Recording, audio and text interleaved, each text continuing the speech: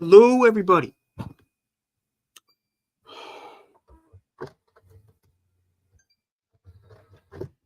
Hello, everybody, and welcome to episode 3 of Villains Month. Now, for those of you who are wondering why am I making this a live stream, because one, I really wanted to interact with you guys because I haven't really done interacted with you guys in well over a month, so I felt, you know what, it was due time.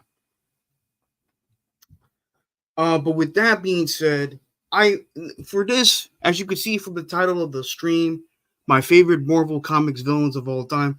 When it comes to the Marvel side of superhero comics, I don't exactly have a top 10. And, like I do with the DC Comics side of things, but I do have quite a bit of Marvel villains that I've grown to like and love and appreciate over the years. So here we go. Let's start off with one of the X-Men's most diabolical villains in Nathaniel Essex, aka Mr. Sinister. This guy has been known for doing harsh experimentations on mutants for decades. Um, for decades. There are times where he's worked alongside with En Sabah, aka Apocalypse, another legendary and iconic X-Men villain that also happens to be one of my favorites, so I'll just get him out of the way as well. But Mr. Sinister is a very unique character. He has a very unique origin and backstory. He's very ruthless. He's cutthroat. He doesn't take shit. He's just a very unique character. He's just straight up evil, and he's a really dope character. I mean, his design, he kind of, and if you look at his design, he kind of looks like one of those horror villains. Like he could be a horror villain, like one of those scary geneticist type of horror villain that you see from time to time in horror movies. Then, of course, I mentioned before, En Sabah, aka Apocalypse, one of the oldest, yet one of the most powerful mutants on Earth in the Marvel Comics franchise. I mean, this guy has strength comparable to that Thor and the Incredible Hulk. I mean, he's gone toe to toe with Thor before Thor was proven worthy to meet Mjolnir, and Thor when he first fought Apocalypse got his ass kicked, but when he fought Apocalypse the second time, he enchanted his Max Yarnborn and they were able to help him defeat Apocalypse, and it's a pretty damn good fight between the two characters, I will say that. But yeah, I mean, Apocalypse is a great character. I definitely agree. As much as I like the fact that Oscar Isaac was cast to play Apocalypse in the 2016 film X-Men Apocalypse, I don't think he was really given the proper material to work with. I think his design could have been better. I think the makeup on him could have been better. But that, of course, is just my opinion. I wasn't too crazy about X-Men Apocalypse. It's definitely one of the weaker X-Men films, in my opinion. But, Apocalypse is a great character. What got me into the character was the 1992 X-Men animated series, which I still think is one of the greatest animated series of all time. Next up on the list is Kang the Conqueror. Now, I know what y'all going to say. Didn't Kang the Conqueror kind of suck? And the most recent Ant-Man the Wasp movie, I would say he completely sucked. It's just how he lost was kind of bad. But in terms of his portrayal, I thought Jonathan Majors did a hell of a job with his performance with that character. I think Kang the Conqueror is an excellent villain. He and Ultron, who's another one of my favorites, which we'll talk about later on in this video, are up there in the conversation for being regarded as the greatest Avengers villain of all time, because Kang the Conqueror is a guy that at one point caused the mighty Thor to surrender. I mean, this is a time where he temporarily succeeded in taking over the Earth, Kang the Conqueror. He is that damn powerful. He is that damn efficient. He is that damn formidable. I mean, Kang the Conqueror is a great character created by two of the greatest legends and icons of all time, in Stan Lee and Jack Kirby. And my fandom of the character was through the 2010 animated series Avengers Earth's Mightiest Heroes. If you haven't watched that series, I highly recommend it. It's a fantastic show. Next up on my list is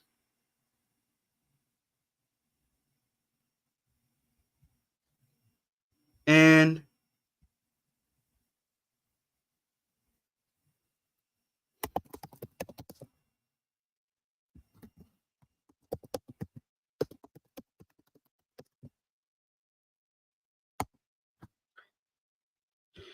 and and the next person on this list is Samuel Stearns, aka the Leader. My first exposure to this legendary, iconic, Incredible Hulk villain was through the 1996 Incredible Hulk animated series, in which, in particular, he was obsessed with capturing the Hulk, draining his power from Bruce Banner, adding it to his own gamma mutated body, so he can use both the Hulk's godlike power of destruction along with his super genius level intellect to take over the world. And that was pretty much my introduction to the Leader. But the Leader has been a major thorn in the Hulk side since their first encounter. I mean, you can make a strong that aside from Emil Blonsky, aka the Abomination, that the Leader is arguably the Hulk's greatest villainous rival. I mean, these two guys have been, rivals since their very first encounter. And what's I find it interesting that while Bruce Banner became a muscle-bound behemoth, Samuel Stearns became a super intelligent individual. I find that to be very interesting when he got exposed to gamma radiation. But as for the Abomination, this is a character that has truly given Hulk some of the most memorable and iconic fights in the Incredible Hulk's illustrious career in the comic books. I'm wondering these two characters go at it. It's must-see TV. I mean, granted, the Abomination in the long term is not quite as powerful as the Hulk, which I'll explain momentarily. But Emil Blonsky obviously is a Yugoslavian Russian spy that was sent in to spy on Dr. Robert Bruce Banner, and however, Dr. Robert Bruce Banner created the machine to overload him with gamma rays so he could die, so the Hulk would never be used in any way. However, Banner was arrested, was taken into custody. Then Emil Blonsky went in, activated the machine, and it ended up bombarding with a massive dose of gamma radiation, greater than Bruce Banner. Of course, Emil Blonsky turns into the Abomination. Bruce Banner turns to the Hulk. The two fight. Abomination wins the first fight, but then, of course, eventually the Hulk gets his rematch and defeats the Abomination. And ever since then, the two have butted heads in the comic books. Yes, they butted heads on television. They butted heads on the big screen back in 2008. But when we think of Hulk versus Abomination, we think of their illustrious rivalry in the comic books. And, Abomination has incredibly strong. I mean, he's even gone toe-to-toe against Wonder Man, who, by the way, according to my research, his series has been scheduled to be released December of next year. That's interesting. But anyway, Abomination is incredibly strong, incredibly durable, has somewhat of a moderate healing factor. Well, I won't say as a moderate, he has a healing factor, but not quite as powerful as the Hulk. He has superhuman leaping ability, underwater breathing ability like the Hulk. I mean, a lot of his abilities are somewhat similar to the Hulk, with one exception. Unlike in the Marvel Cinematic Universe, the Abomination's transformation is stable, meaning he cannot transform back between his gamma mutate form and his human form. When he's Abomination, he stays Abomination. Now, that's when I said that why Abomination is not as powerful as the Hulk in the long term, because when when Bruce Banner first turns to the Hulk, Abomination is shown to be stronger, but of course, as we all know, as comic book fans, superhero fans, the longer the Hulk fights, the madder the Hulk gets, the more gamma radiation and dark magic he absorbs and catalyzes, the more powerful he becomes, while the Abomination's immense strength and power stays the same. But nonetheless, it is a tremendous rivalry. It's one of the best hero versus villain rivalries in all of comics and fiction, and definitely one of the more underappreciated. Thank you. But anyway, next up on the list is I'm trying to think here. No, hold on one sec. I'll be right back. I guess that was stupid. There we go.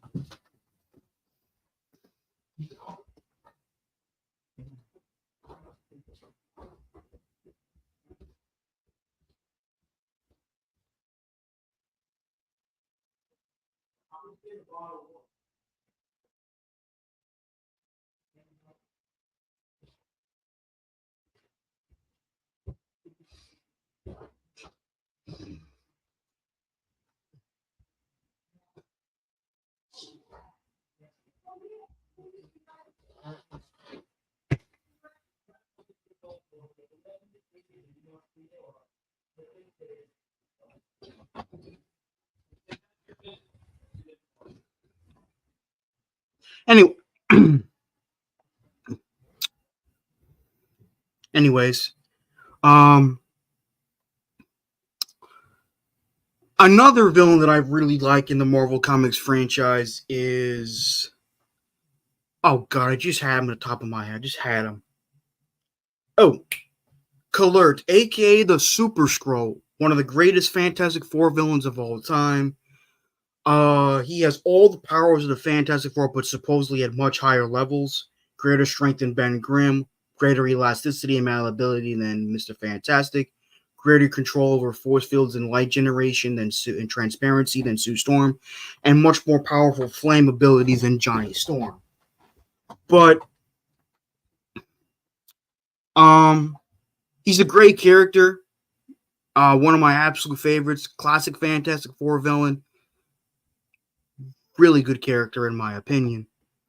The next Marvel villain that I've really have grown to like over the years, and that is the character that we have grown to love when Josh Brolin portrayed him in the Marvel Cinematic Universe, and that is the Mad Titan himself, Thanos. Now, Thanos,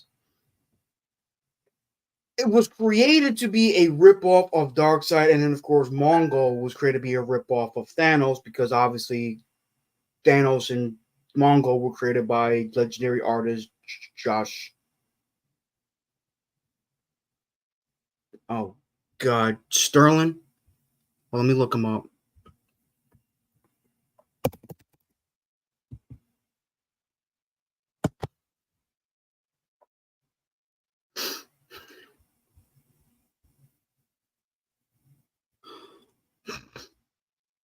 Jim Starlin. There we go. He was created by legendary artist Jim Starlin.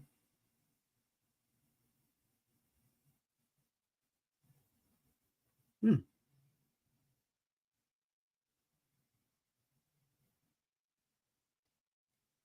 Uh,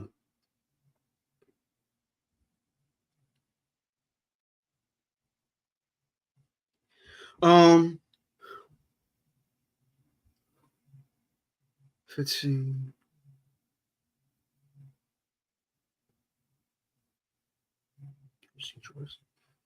Um,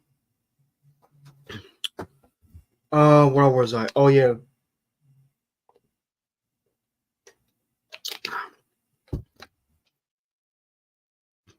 Jim Starlin helped create Thanos for Marvel, and Thanos has been a major fan favorite among Marvel Comics fans for decades. Obviously, he grows to popularity even further thanks to Josh Brolin's performance in Avengers Infinity War and Avengers Endgame, and has been one of the most beloved comic book villains for a very long time. And he's a force to be reckoned with. Thanos. He's a really interesting character, really interesting and complex villain, in my opinion. He's just a cool character. Next character I'm going to list is Venom's arch rival, even though Venom is more of an anti hero, and he was a once point a Spider Man villain as well. But his arch rival has been Cletus Cassidy, aka Carnage. Carnage his creation was heavily inspired by DC Comics' his Joker, because Carnage, like the Joker, is very unpredictable. He's crazy. He kills people, but Carnage is straight up evil, while the Joker is just more of an insanity of agent and chaos and destruction. And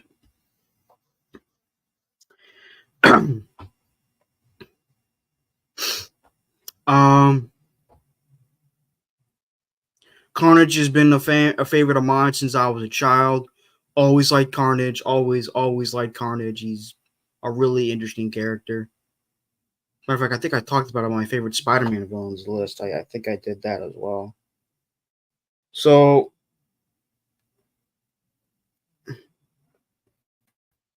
next up is Ultron. Ultron is a classic and fan favorite Marvel villain since the Silver Age of comics.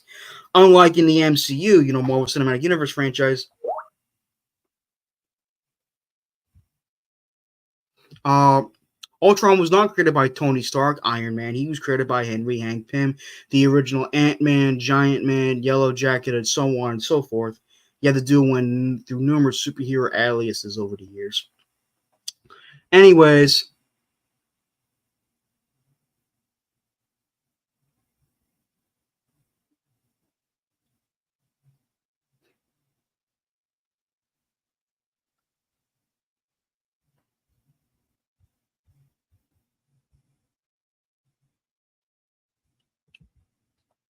Okay. Um. Um. But Hmm.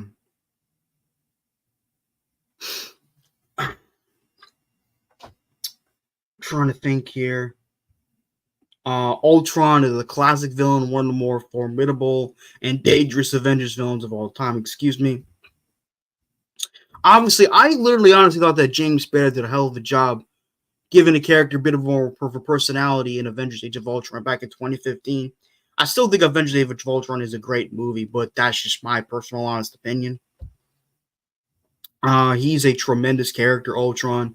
Obviously, in the comics, he's more stoic and cold and obviously robotic, but he is still a great villain. He's still a tremendous villain, Ultron. He really truly is. Um, oh god.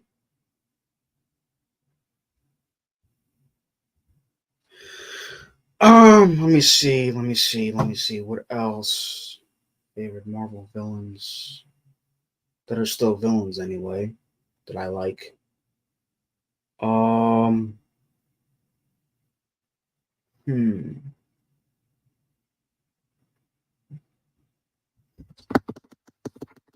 hmm,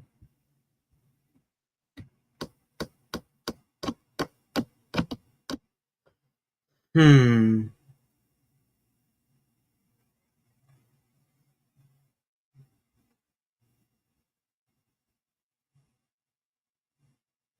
hmm.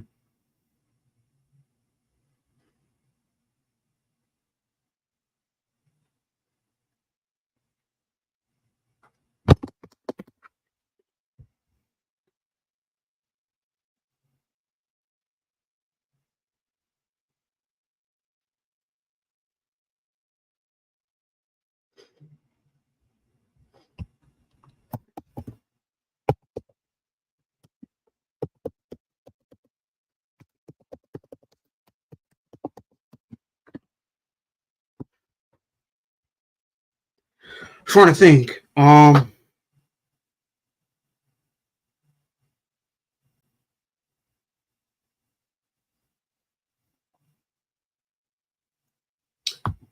Um,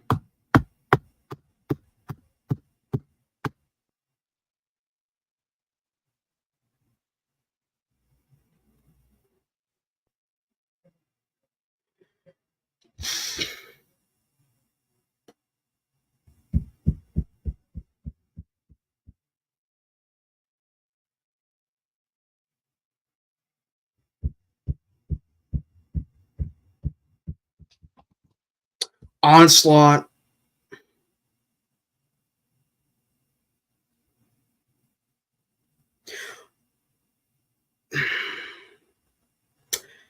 I was gonna discuss Bastion, but I really grown to like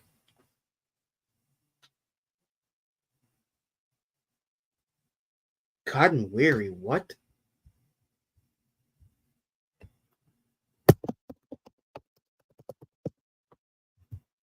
Oh, Lee Schreiber.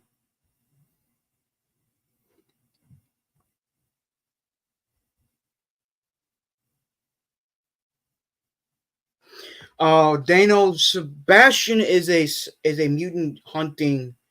Is basically like a sentinel like cyborg that's very powerful, extremely powerful.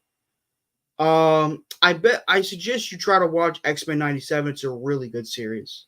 It's a really good show. He's a really good character, Bastion.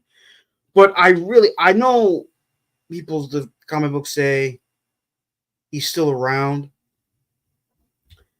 but I really like that character. I mean, granted, he was ridiculously powerful, but I really like the psychic entity that came from the minds of Professor X and Magneto and Onslaught.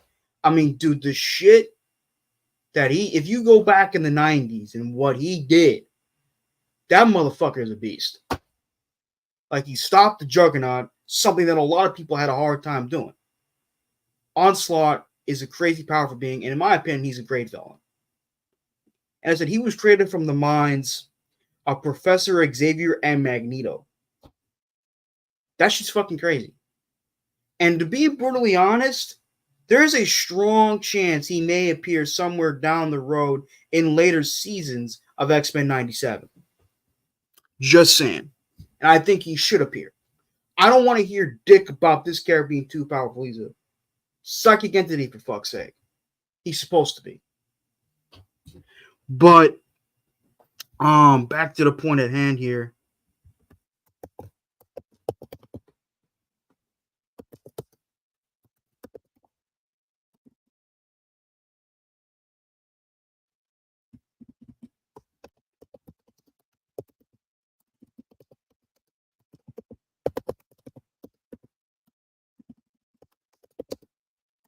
What the fuck?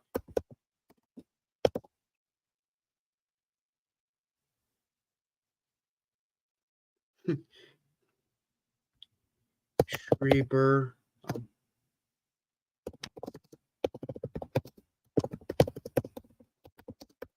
Yes. Did you do this? Did you go on there to check to see what you have to do before tomorrow's appointment? Yes, I did. You did that already? Yes. Okay.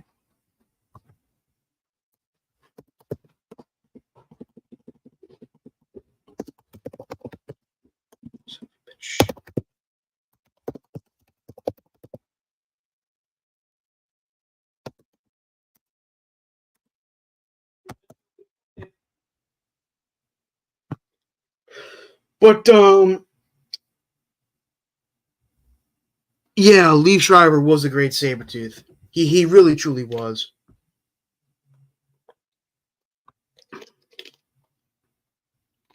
No, guys, I'm not busted. Everything's fine.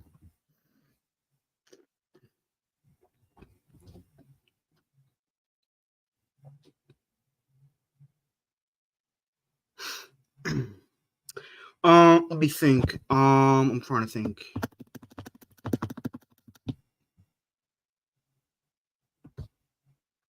Juggernaut's no longer a Marvel villain. For all those Juggernaut fans, even though I'm a Juggernaut fan. But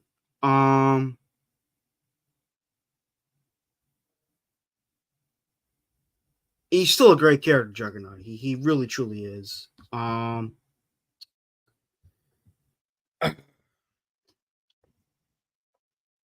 Trying to think. What other Marvel villain do I like?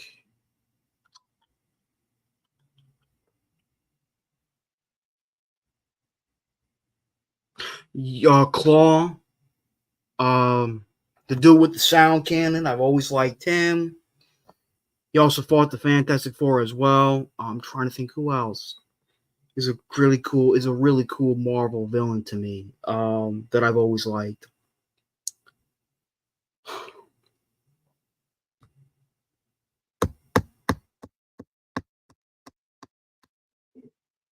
I just talked about Mr. Sinister, Yeti. I just talked about him. I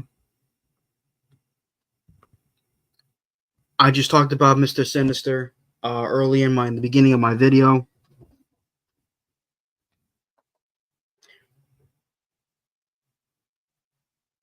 Peter Norton.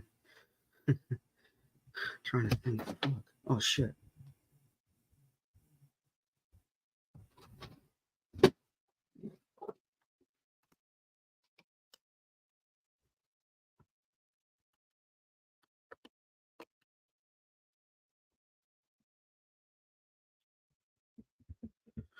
Trying to think.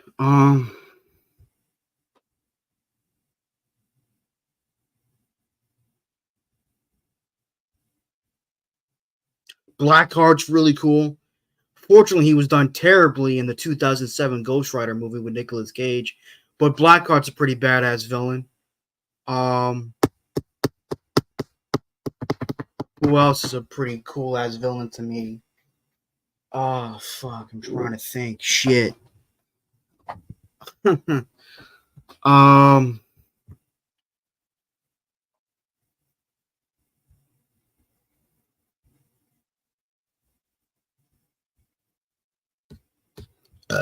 Excuse me, I'm sorry. Trying to think.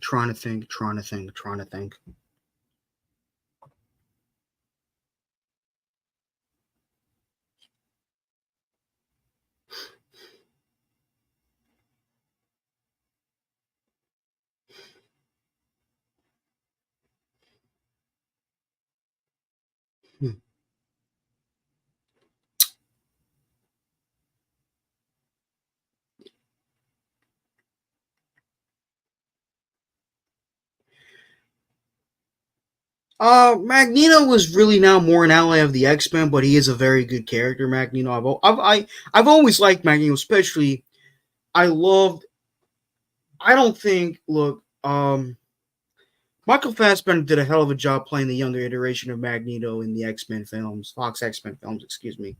But when I think of Magneto, I think of Ian McKellen. I don't give a shit what anybody fucking says. When I think of, other than, like, when I think of Sir Ian McKellen, outside of Gandalf from the Lord of the Rings franchise, I think of him as Magneto. Like, honestly, I think, Sir Ian McKellen did an amazing job with that character. I mean, he was great in the first X-Men film. He was great in the first three X-Men films, don't get me wrong. He was pretty damn good in Days of Futures Past, but fuck, man. I mean, Magneto is a very complex, not saying it's a bad thing, he's a very complex character. He's a very complex and very compelling character. Obviously, you kind of feel bad for him, but he kind of does it the wrong way, which makes him look like a villain. But Magneto is a very good character. He's a very and extremely powerful. I mean, if you haven't watched X-Men 97, he created a planet-wide blackout by emitting an electromagnetic pulse. I mean, people think all Magneto does is control metal. Fuck no. The guy can manipulate electromagnetic field. He can manipulate fields. He can manipulate the electromagnetic spectrum. And this motherfucker is powerful. There is a reason this dude is an Omega level fucking mutant. This dude is a major powerhouse in the Marvel universe. What about Captain Blumpkin? Who the fuck is Captain Blumpkin?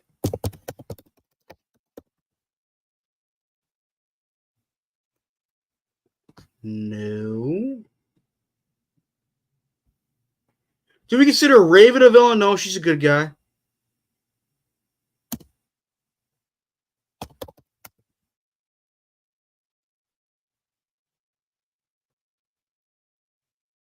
Oh, get.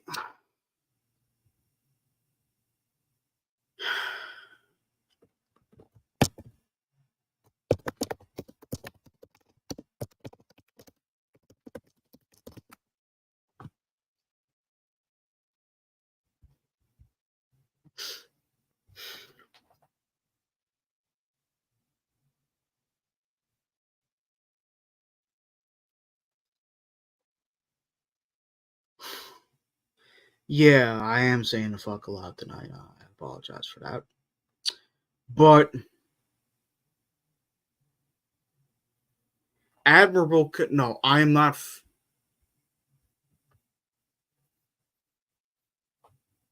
Admirable Knoble. Oh, it's the same. Very funny.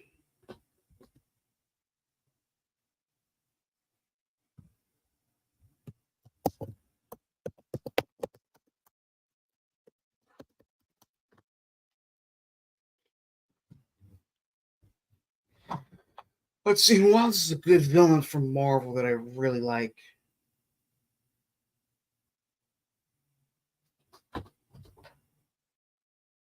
Oh my god. Now they're just throwing random shit. Oh fuck. Oh, trying to think. Who's a really good Marvel villain that I never really got myself. I mean, he's a legendary character, but I never really got exposed to him too much. That's the High Evolutionary. He's another legendary Marvel villain. I'm trying to think who else. Who else is a Marvel villain that I've really grown to? Oh, Baron Zemo, classic. The Red. Oh, I'm such a jackass. Captain America's arch nemesis, Johann Schmidt, aka the Red Skull. I think we can all agree Hugo Weaving did a hell of a job as that character. And Captain America, the First Avenger back in 2011, I think Johann Schmidt is one of the greatest villains of all time. I talked about Kingpin on my spot. Kingpin's another great villain, but I'm talking about, the Red Skull, classic villain. He's basically Adolf Hitler, but on a much worse scale. He's a really great villain. Determined.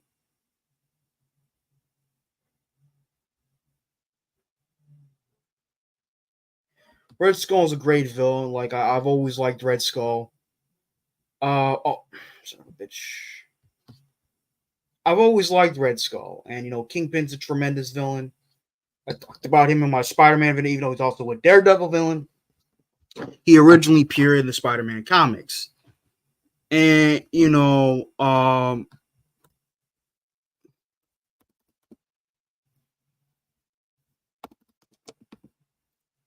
yep. When you think of Hugo Weaving, if you guys remember Hugo Weaving from the Matrix movies where he portrayed Agent 13.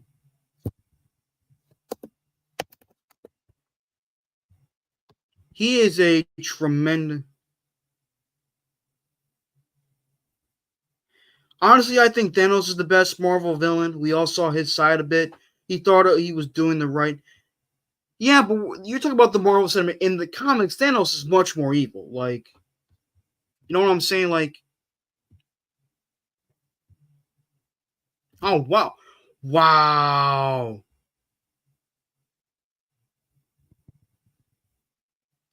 Galactus, people always call Galactus. I thought of that too, but then I realized he's not really a villain.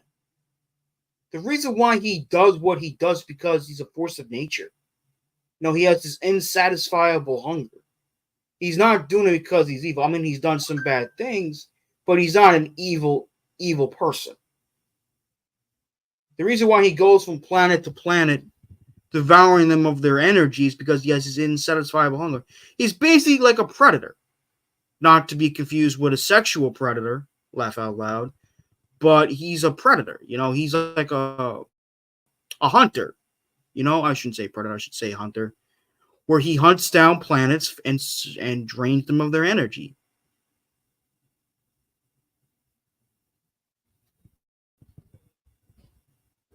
Yeah, you don't do the back. You don't do the back.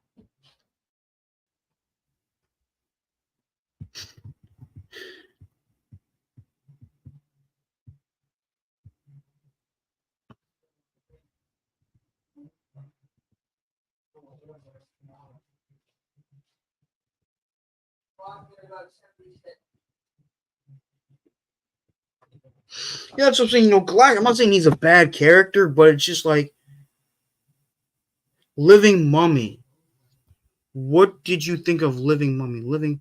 I don't think he's a villain.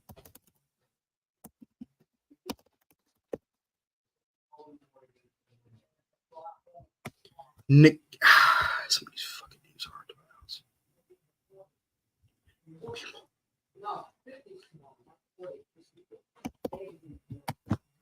Nick Cantu, the Living Mummy.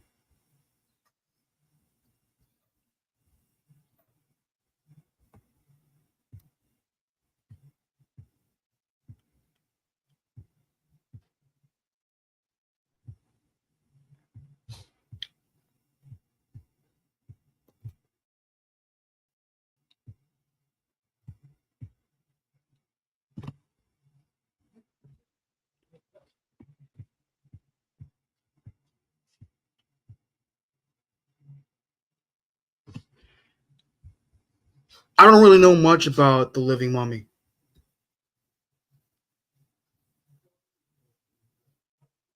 I would take that.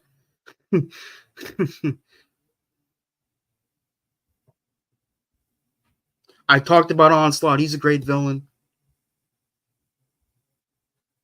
Yeah, it is pretty screwed up what happened to him. Great to see you back in the saddle. Thank you, Boomtown. It's good to see you too.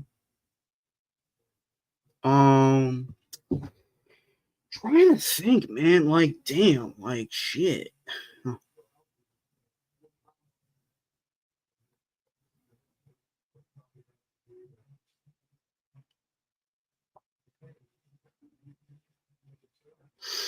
Trying to think. Onslaught's a great. I talked about him before. What Thor villain do I like? Baron Blood. Never heard of him. Let me look him up right now.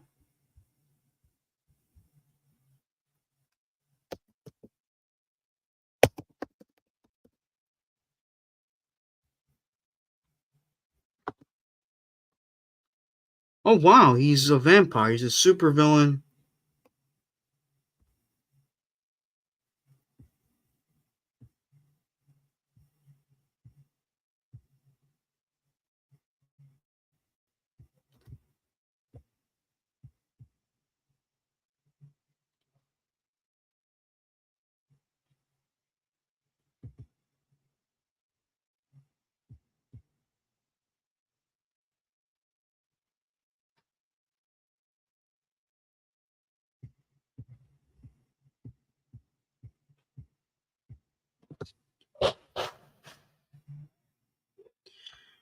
Seems interesting.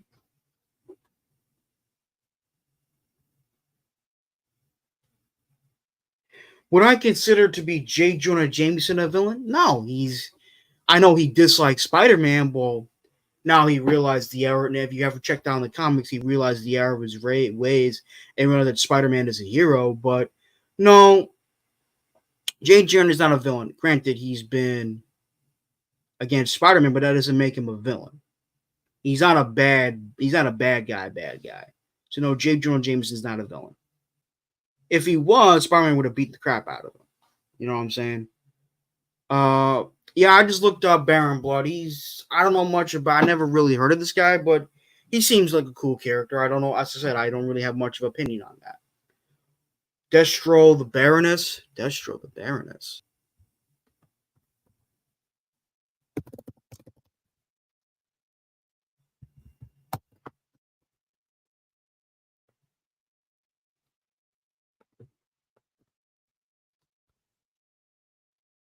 Arnim Zola. Oh, Destro from G.I. Joe. I know what you were thinking, Yeti. Those are great characters. I love G.I. Joe, but we're talking about the Marvel comic stuff.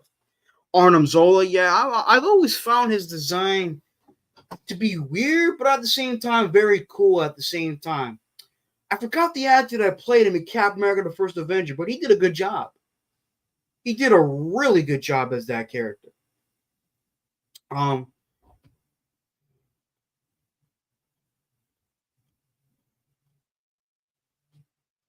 okay, Yeti, best villain of all time. Okay, that sounds good to you. I know a lot of people will argue Doctor Doom. Is he one of my favorite villains? No, but I do like and respect the character. I think he is now the Sorcerer Supreme in the comics, but I remember one of my favorite YouTubers. I think you guys should check him out when you get the chance. Christopher Bennett, aka the Mount Vernon Kid. He's a huge Doctor Doom fan. And he'll tell you, in his eyes, Doctor Doom is the greatest comic book supervillain of all time. And he'll give you a lot of and he'll give you some pretty interesting reasons to think about.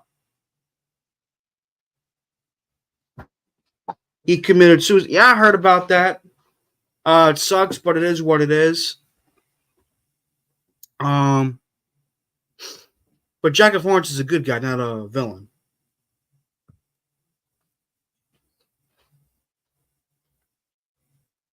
Would Carnage be in your? That is a good question. If we're talking about villains in general, would he be in my top 10? I don't know, man. I don't know. I like Carnage. I love Carnage. Don't get me wrong, but top 10 villains in general of all time. That's very tough. I may have to come up with that maybe either later this month, either sometime later this week, or maybe next year. But I'll get back to you on that, Boomton. I'll get back to you on that. But great question. Great question. Um,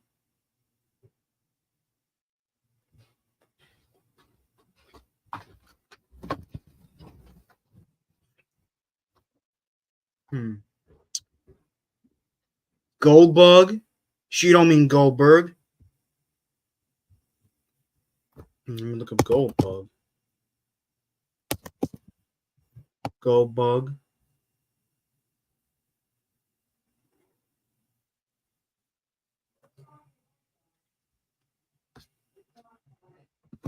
Matthew Gilden. Let me see. Oh, this guy was killed by the Punisher.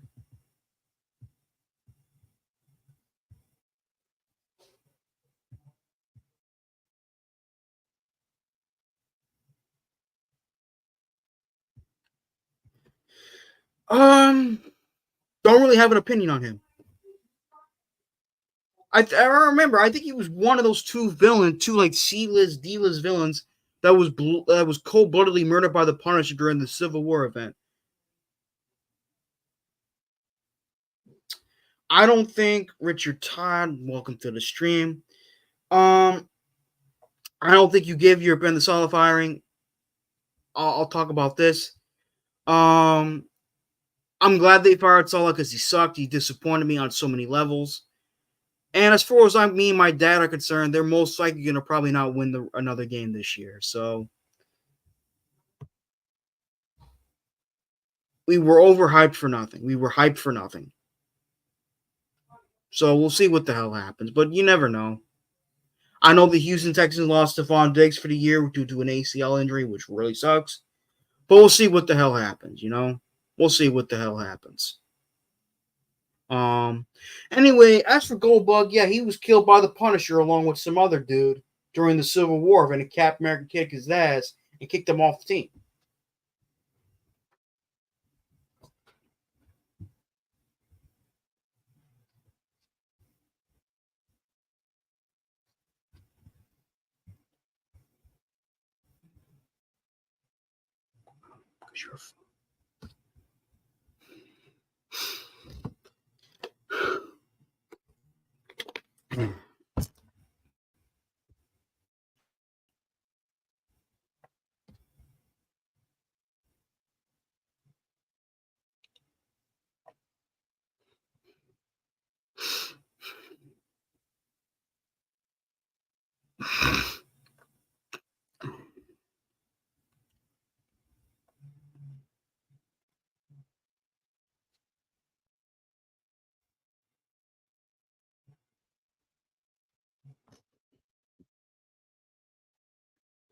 Yeah, I feel 100%.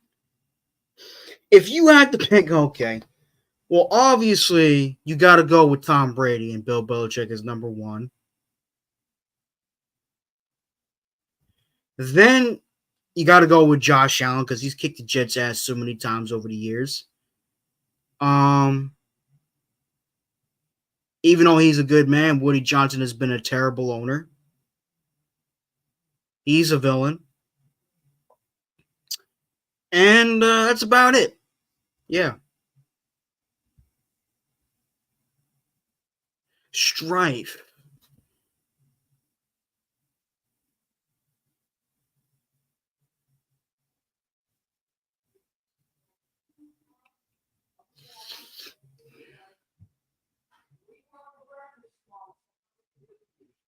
Don't remember Strife. I really don't remember that character that much. Maybe you can refresh my memory. I hear you, Charles, but I meant people who are part of the Jet organization. Oh, the Strudel is Cable's. Oh, okay, Strife, Cable's brother. I remember. Cable's one of my favorite characters, and Strife, I remember him. Yeah. I hear you, Charles, but I meant people. Definitely Woody Johnson. That's the only villain I can come up with. Oh, and Mike McCagnon. He was no longer part of the Jet organization. He sucked. John Idzik, he sucked. Yeah, Strife, Cable's brother. I know what you're talking about. Yeah. I don't know much about him, but he seems like when I watched the video about him on this channel called New Sage, Huge Johnson case. Yeah. Or a clone. I think he's a clone too, but Strife, he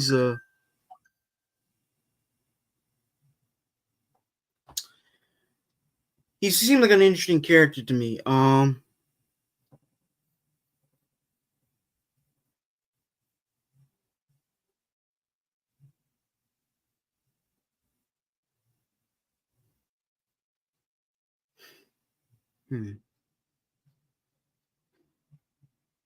Gaze, yes. Idzik, McCagnon, Woody Johnson. Christopher Johnson, I think, is even worse than Woody Johnson. But this has been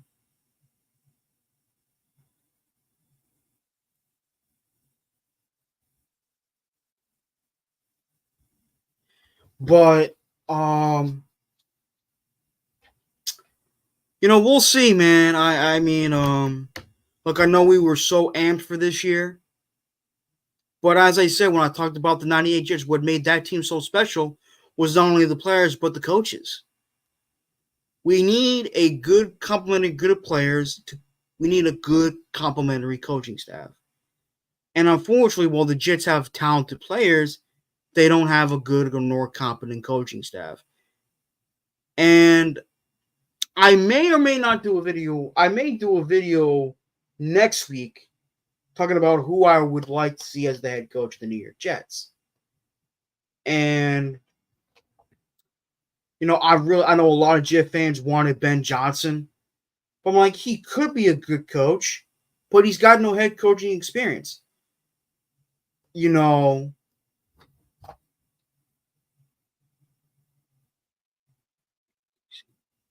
point, Yeti. Good point. Anyway,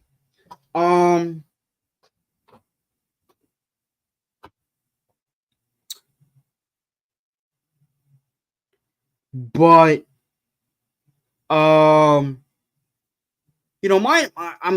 I think, I know John Gruden got a lot of flack for that email, but I think he won the lawsuit, I think.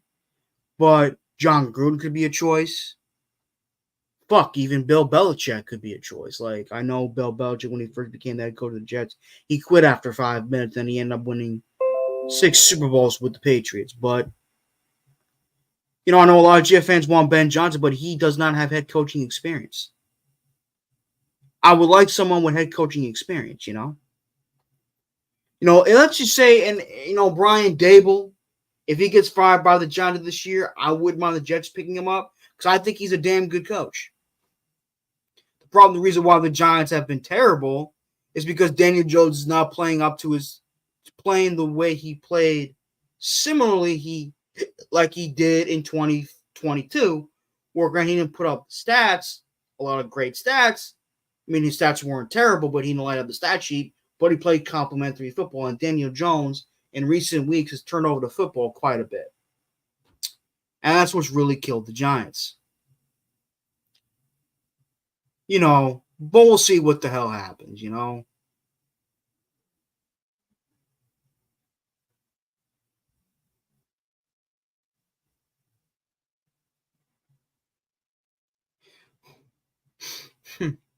Okay, guys, I'm going to end the stream right here. It's good talking with you. Peace out.